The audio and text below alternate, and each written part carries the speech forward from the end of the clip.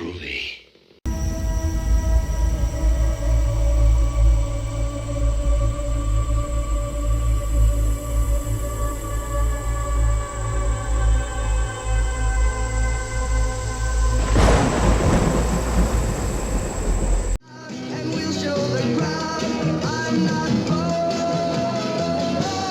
Yoo-hoo! And thanks for tuning in to another cult horror movie review. It's funny how I'd never heard of Who Killed Teddy Bear before, considering it's a pretty unique type of movie. This is what happens when you mix together horror, thriller, noir, and crime mystery. And the result is interesting, although not exempt of criticism, like almost every movie ever made. But we'll get to that in a second. First of all, if there's a cult horror movie you'd like me to review, leave me a comment down below. Don't forget to like this video, subscribe, let me know your thoughts and feelings on Who Killed Teddy Bear. So, if you guys are looking for an expensive Hollywood movie, this is not for you. This is cheap, it's sleazy, and exploitative. This could definitely have been shown in a grindhouse theater, full of low-budget production values and daring content for its time. Surprisingly, it stars Sal Mineo from Rebel Without a Cause and Exodus. We follow a discotheque worker named Nora, played by beautiful Juliette Prowse. She keeps getting these obscene phone calls from some pervert who enjoys watching her from his window, and even leaves unexpected gifts at her home. How nice. And the guy won't stop, it keeps getting out of control, so she asks for the help of a detective who takes matters into his own hands.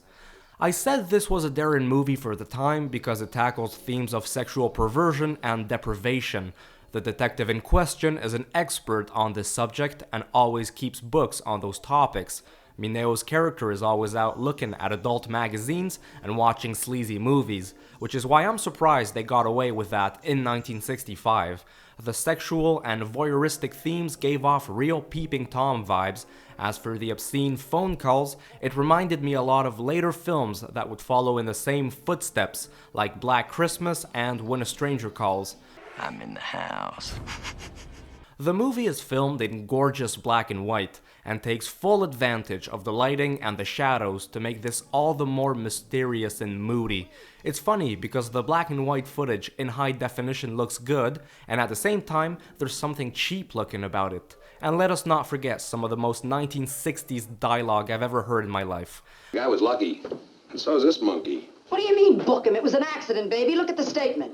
I think Who Killed Teddy Bear is not a bad film, but could it have been better? Most definitely yes.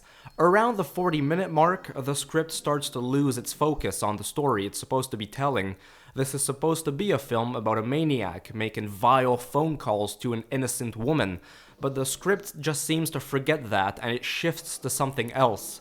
I keep wondering if some parts of the story were cut to maybe make the movie respect a certain runtime, because there are elements which are mentioned, but that's about it. There's no development. For example, we get to see a messed up relationship between Mineo's character and his younger and very childish sister, who he keeps under his thumb. I think it would have been interesting if that was explored more. Perhaps the film could have dived into the psychology of those mentally fragile and imbalanced people, but it doesn't. It leaves a lot unexplained, and it's a shame because it's wasted potential. But overall, like I said, this is not a bad film, and there are some genuinely very interesting and good moments. It's just imperfect, but I still definitely give this little pick a cult classic status. So, if you enjoy this kind of film, go give it a peep.